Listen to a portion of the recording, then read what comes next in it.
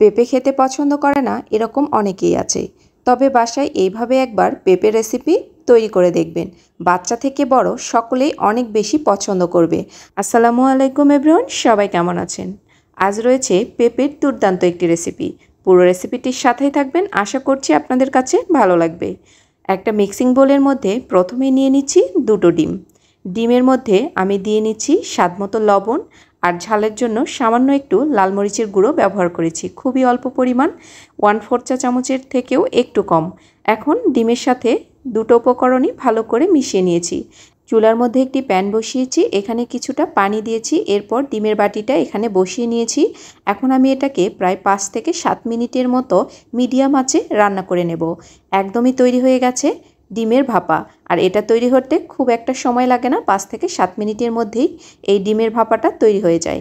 একটা কাঁটা চামচের সাহায্যে চেক করে নিয়েছি ডিমের ভাপাটা একদমই সেদ্ধ হয়ে গেছে। পেঁপের এই সবজির সাথে আমি পেঁপের পরিমাণটা বেশি নিয়েছি, আর গাজর আর সামান্য একটু আলু নিয়েছি। পেঁপে নিয়েছি 1 কাপ, গাজর কুচি নিয়েছি 1/2 কাপ, আলু নিয়েছি 1/2 কাপ। তো আমি মোটমাট 2 কাপের মতো এখানে সব মিলিয়ে ব্যবহার করেছি। প্যানের মধ্যে 2 চামচের মতো তেল দিয়ে নিয়েছি, আর সবজিগুলোকে দিয়ে এর মধ্যে স্বাদমতো লবণ আর একটু হলুদের গুঁড়ো নিয়েছি। এখন নাড়াচাড়া করে ঢাকনা দিয়ে একদমই লো আছে এটাকে আমি 10 মিনিট চুলার মধ্যে রেখে দেব। এইভাবে সব সবজিগুলোকে সেদ্ধ করে নেব, কারণ পেঁপে থেকে একটা কাঁচা গন্ধ আসে। এভাবে যদি ভেজে নিয়ে পেঁপে রান্না করা হয় তাহলে পেঁপের আর কাঁচা গন্ধটা থাকবে না, আর এটা খেতেও অনেক বেশি মজা লাগবে। তো এগুলো ভাজা হয়ে গেছে এবং পুরোপুরি সেদ্ধ হয়ে গেছে। সবগুলোকেই আমি প্যান থেকে উঠিয়ে নেব।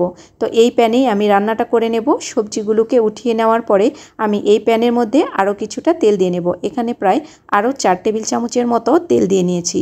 তেলটা হালকা একটু গরম হলেই এর মধ্যে দিয়ে নিচ্ছি থেতো করা 1 টেবিল চামচ পরিমাণ রসুন। আর রসুনের ফ্লেভারটা এখানে অনেক বেশি ভালো যায়, তো অবশ্যই চেষ্টা করবেন এই রসুন থেতোটা ব্যবহার করার জন্য। এরপর দিয়ে নিচ্ছি পেঁয়াজ কুচি প্রায় 1/2 কাপের মতো। পেঁয়াজের পরিমাণটা একটু বেশি নিয়েছি, আপনারা চাইলে একটু কমিয়েও নিতে পারেন। এই পর্যায়ে পেঁয়াজের মধ্যে দিয়ে নিচ্ছি 1/2 চা চামচের মতো লবণ। লবণ দেওয়ার কারণে পেঁয়াজ খুব তাড়াতাড়ি নরম হয়ে আসবে এবং রান্নাটাও খুব তাড়াতাড়ি হয়ে যাবে। তো আমি কিছুক্ষণ নাড়াচাড়া করার পরেই দেখুন পেঁয়াজ কত সুন্দর নরম হয়ে এসেছে এবং কালারটাও হালকা একটু চেঞ্জ হয়ে এসেছে। এখন এর মধ্যে দিয়ে নিচ্ছি আদা রসুন বাটা 1 টেবিল চামচ পরিমাণ, লাল মরিচের গুঁড়ো নিয়েছি 1/2 টেবিল চামচ পরিমাণ, হলুদ গুঁড়ো নিয়েছি 1/2 চামচের থেকে একটু কম। আপনারা চাইলে এখানে কিন্তু কাঁচা মরিচটাও ব্যবহার করতে পারেন। আমি এখানে ঝালের পরিমাণটা অল্পই রেখেছি, যেহেতু বাচ্চারাও খাবে এজন্য ঝালের পরিমাণটা কম দিয়েছি। তো অল্প কিছু পানি দিয়ে মশলাগুলোকে কষিয়ে নেব। তো মশলাগুলোকে বেশ খানিকক্ষণ কষিয়ে নিতে হবে, যেহেতু সবজিগুলো আগে থেকে সেদ্ধ করা রয়েছে। মশলা কষানো হয়ে গেছে, এই পর্যায়ে দিয়ে নিচ্ছি ভেজে রাখা সবজিগুলোকে। এরপর মশলার সাথে 3 থেকে 4 মিনিটের মতো একটু নাড়াচাড়া করে নেব। তো এই পর্যায়ে আমি আর কোনো পানি ব্যবহার করব না। এখন নাড়াচাড়া করেই মশলার সাথে এটাকে কিছুক্ষণ কষিয়ে নিয়েছি। এরপর দিয়ে নিচ্ছি আরও 1/2 কাপ পরিমাণ পানি। এখন আমি যে ডিমের ভাপাটা তৈরি করে রেখেছিলাম সেটাকে উঠিয়ে আমি টুকরো টুকরো করে কেটে নিয়েছি। এখন এটা সবজির মধ্যে দিয়ে নেব। সবগুলোকে আরও একবার নাড়াচাড়া করে নিয়ে ঢাকনা দিয়ে দেব প্রায় 3 থেকে 4 মিনিটের মতো। তো 4 মিনিট বাদে ঢাকনাটা উঠিয়ে আমি এর মধ্যে দিয়ে নিচ্ছি 1/4 চা চামচ পরিমাণ গরম মশলার গুঁড়ো। এরপর ঢাকনা দিয়ে আরও 5 মিনিট একদমই মিডিয়াম টু লো আছে সবজিটাকে রান্না করে নেব।